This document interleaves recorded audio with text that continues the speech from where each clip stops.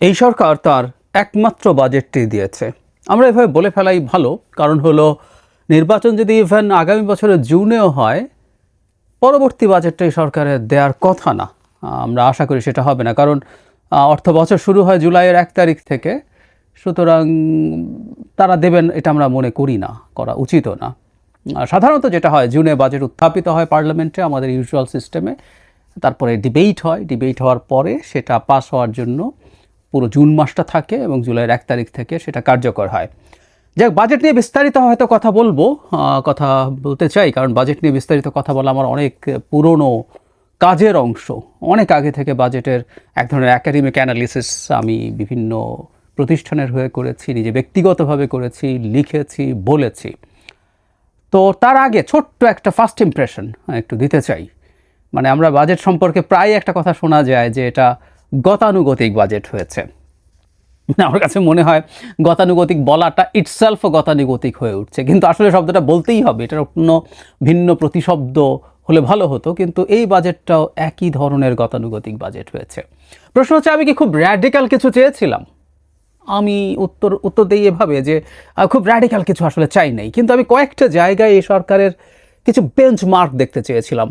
আমি এই সরকার আসার পর থেকে প্রথম থেকে একটা কথা বলে গেছি যে এই সরকার অনেক দিন ক্ষমতায় থাকার দরকার নাই। এই সরকারটা যতদিন আছে, খুব অল্প সময় হোক, সেটা বছর দেড়েক গ্রোসলি থাকুক, 2 বছর থাকুক, যেরকমই হোক, শুরুর দিকে বলছিলাম, সবার সম্মতিতে যতদিনই থাকুক, তাদের কাজ হবে আসলে বিভিন্ন সেক্টরে কতগুলো বেঞ্চমার্ক তৈরি করা, যে বেঞ্চমার্কগুলোর সাথে আমরা ভবিষ্যতের যে কোনো নির্বাচিত, জনগণের নির্বাচিত সরকারকে তুলনা করব। প্রশ্ন হচ্ছে, সেরকম কোনো বেঞ্চমার্ক কি আছে? আমি দেখছি না, আসলেই দেখছি না। বরং যেই জায়গাগুলোতে বেঞ্চমার্ক আশা করেছিলাম সেগুলোতে সেটা দেখা যায়নি। 2-4টা কথা বলে শেষ করব, আসলে বিস্তারিত আলোচনা হয়তো খুব দ্রুতই করব। আমি বাজেটের মূল যে প্রেজেন্টেশন পেপারটা আছে ওটা দেখছি, কিছু পয়েন্ট টুকে রাখছি, কথা বলবো। একটা ব্যতিক্রম আছে, বাংলাদেশের সাধারণ প্রবণতা হচ্ছে প্রতি বছর তার আগের বছরের চাইতে বাজেটের সাইজ বাড়ানো হয়। বাজেটের সাইজ বাড়ালেও যে সবসময় বাজেট বাস্তবায়ন করা যায় তা না। আমরা জানি প্রতি বছর দেখব আগের বাজেটটার একটা সম্পূরক বাজেট দেওয়া হয়, সেখানে তার রেভিনিউ যে আর্ন করার কথা ছিল সেটা সংশোধন করা হয়। এমনকি যে বরাদ্দ টরাদ্দ আছে সেই বরাদ্দ শেষ করা যায় না, ফলে যেটা হয়েছে ব্যয়ও কাটছাঁট করে একটা মোটামুটি জায়গায় আসা হয়। কিন্তু প্রাথমিক যে প্রস্তাবনা সেটা প্রতি বছর বাড়ে, এবার টাকার অঙ্কে সেটা কমেছে এবং আমি এটাকে সাধুবাদ জানাতে চাই। অহেতুক বাগাড়ম্বর করার কোনো প্রয়োজন নেই, যে বাজেটটা বাস্তবায়নযোগ্য। ইনফ্যাক্ট আমি এই সরকার বলে বলছি না, এই সরকার তো কোনো পলিটিক্যাল স্টেক নাই, কিন্তু ভবিষ্যতেরও পলিটিক্যাল সরকারগুলোর উচিত হবে এসব ব্যাপারে অহেতুক হাইপের মধ্যে না ঢোকা। যতটুকু বাজেট করা যায়, যতটুকু আর্নিং হতে পারে এবং সীমার মধ্যে ঋণ নিয়ে একটা বাজেট তৈরি করবেন তারা, যাতে মোটা দাগে ওটা বাস্তবায়নযোগ্য হয়। এবার এটাকে আমরা একটু প্রশংসা করতে পারি। কিন্তু ওই যে বললাম, যে জায়গায় বেঞ্চমার্ক আশা করেছিলাম, আমরা দীর্ঘদিন থেকে একটা আলাপ করেছি বাংলাদেশের ওয়েলফেয়ার খাতে সরকারের বরাদ্দ। মানে একটা সরকার মানে বরাদ্দ দিলে সেই বরাদ্দ ঠিকমতো ইউটিলাইজ হচ্ছে কিনা, চুরি বাটপারি হচ্ছে কিনা, সেটা তো আছেই। প্রচুর টাকা চুরি বাটপারি হয়ে লুট হয়ে যায়, প্রচুর ইনএফিসিয়েন্সি আছে। বরাদ্দ আছে কিন্তু সেটা এডিপি বাস্তবায়নের জন্য, সেটার জন্য যথেষ্ট পরিমাণ প্রাতিষ্ঠানিক এবং প্রশাসনিক দক্ষতা নাই, ফলে এটা শেষ করা যায় না। এবং আমরা দেখব লেজে গোবরের অবস্থা হয় বাজেট যখন অর্থবছর যখন শেষের দিকে আসে, মে জুন মাসের দিকে এসে তড়ি ঘড়ি করে টাকা খরচ করার চেষ্টা করা হয়। সো এগুলো আছে, কিন্তু এগুলো সরিয়ে রেখেও প্রায় একটা কথা আমি আগে বলতাম, এখনও বলি, সেটা হচ্ছে বরাদ্দ দিয়েও বরাদ্দ ইটসেলফ একটা সরকারের নেচার সম্পর্কে আমাদের ধারণা দেয়। আমরা প্রায় শিক্ষা, স্বাস্থ্য, সামাজিক নিরাপত্তায় বরাদ্দের কথা বলতাম। এবারও আসলে এগুলোতে বরাদ্দ বাড়েনি, বরং টাকার অঙ্কে কমেছে। বিশেষ করে এডিপি বরাদ্দ, আমরা জানি যেগুলো রেভিনিউ যে বাজেট আছে সেটা তো সরকারকে দিতেই হবে, অথচ এগুলো বাড়ানোর কথা আমরা দীর্ঘদিন থেকে বলেছি। আপনাদের জ্ঞাতার্থে জানাই, অনেকে এগুলো জানেন, এগুলো নিয়ে বাংলাদেশে প্রচুর আলাপ আলোচনা হয়েছে। বাংলাদেশে এখন শিক্ষায় বরাদ্দ 2%-এর আশপাশে, কম বেশি এরকম, বা নিচেই, কিছুটা কমও বলা যায়, সব শিক্ষা যদি আমরা একত্র করি।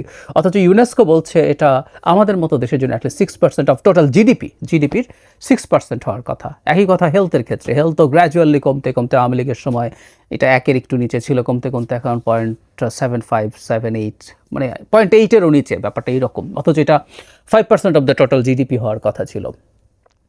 তো খুব ভালো লাগতো যদি দেখতাম এই দুটা জায়গায় সরকার খুবই অ্যাডভেঞ্চার দেখাচ্ছে।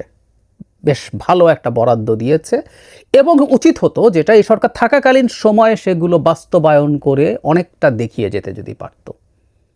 আমরা দেখলাম না, বা তারা আগের বাজেটের অধীনে কাজ করেছেন কিন্তু শিক্ষা স্বাস্থ্যে কি আমরা আগে যে বাজেট ছিল সেটা তারা ব্যয়গুলো ঠিকমতো করতে পেরেছেন? কোনো বড় পরিবর্তন হয়েছে? আমি দেখি না। সুতরাং খুবই হতাশাজনক। এই সরকার এই জায়গায় বেঞ্চমার্ক তৈরি করতে পারত। সামাজিক নিরাপত্তা নিয়ে দীর্ঘদিন থেকে আমরা একটা আলাপ করি, সেটা হচ্ছে এখানে একটা বিরাট অঙ্ক দেখানো হয়, এবারও একইভাবেই দেখানো হলো। তার মানে একই আমলাতন্ত্র বাজেট তৈরি করছেন। মানে আমাদের কথা হচ্ছে যে মানে এখানে একটা বিরাট অঙ্ক হচ্ছে এই যে সরকারি কর্মকর্তা কর্মচারীদের যে অবসরকালীন যে বেনিফিট, পেনশন বা অন্যান্য যে বেনিফিট, সেটা পুরোটা এর মধ্যে ঢুকিয়ে দেয়া, মুক্তিযোদ্ধা ভাতা, এরকম বহু কিছু উপবৃত্তি, মানে যেগুলো আদতে সমাজে প্রান্তিক মানুষের কাছে না। আমি একবার হিসাব করে দেখেছিলাম, একেবারে প্রান্তিক মানুষের কাছে যে ধরনের ভাতা যায়, মানে এইটা প্রায় 1 থেকে 1.5 লক্ষ কোটি টাকার মতো দেখানোর টেন্ডেন্সি থাকে, কিন্তু প্রান্তিক মানুষের কাছে আমি এবারও বিস্তারিত প্রপোজাল দেখে হিসাব করে দেখব, সেটা 10-11 বা সর্বোচ্চ 12,000 কোটি টাকা প্রান্তিক মানুষের কাছে যায়। সো এটাও সরকারের উচিত হতো আলাদা করে দেখানো, এবং এখানেও একটা খুব সিগনিফিক্যান্ট ইনক্রিজ, সেফটি নেটটা বড় করা, অ্যামাউন্ট বড় করা, অনেক বড় করা, এগুলো করা যেতে পারত। এগুলোই বেঞ্চমার্ক ছিল। আমরা কোনো একদিন ভবিষ্যতে যদি নির্বাচনে বিএনপি ক্ষমতায় আসে, ভাতাগুলো যদি সরকার ডাবল করে দিত, বিএনপি যদি এসে এটা কমানোর চেষ্টা করতো, আমরা শোরগোল করতে পারতাম। অবশ্যই এই ভাতাগুলো একটা বিরাট অংশর মধ্যে 2 নম্বরই আছে। আমরা এটা গত আওয়ামী লীগ সরকারের সময় এই পরিকল্পনা মন্ত্রণালয়ের রেফারেন্স দিয়ে কথা বলতাম, তারা একটা সার্ভে করে তারাই বের করেছিল যে এটার 45% মতো হচ্ছে একেবারে ভুয়া নামের মধ্যে বরাদ্দ যাচ্ছে, কিন্তু সেটা সরিয়ে রাখছে। তো এরকম জেনুইন একটা তালিকা তৈরি করা, এই কাজটাও এই সরকারের করে গেলে ভালো হতো।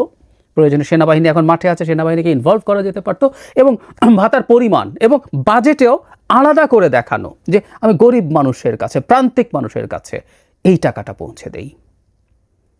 7 লাখ কোটি টাকা কয় টাকা আসলে সবচেয়ে প্রান্তিক মানুষের জন্য এই রাষ্ট্র খরচ করে, এই সরকার খরচ করে, সেটা তো আসলে দেখা দরকার আছে আমাদের। এগুলো তেমন কিছুই নাই। আপাতত এইটুকুই। সরকার কোনো বেঞ্চমার্ক তৈরি করেনি, কোনো রকম কোনো নতুন কিছু নাই। গতানুগতিক শব্দটা গতানুগতিক শোনালেও বলছি এটা গতানুগতিক বাজেট হয়েছে। বিস্তারিত অ্যানালিসিস নিয়ে আসছি সহসাই।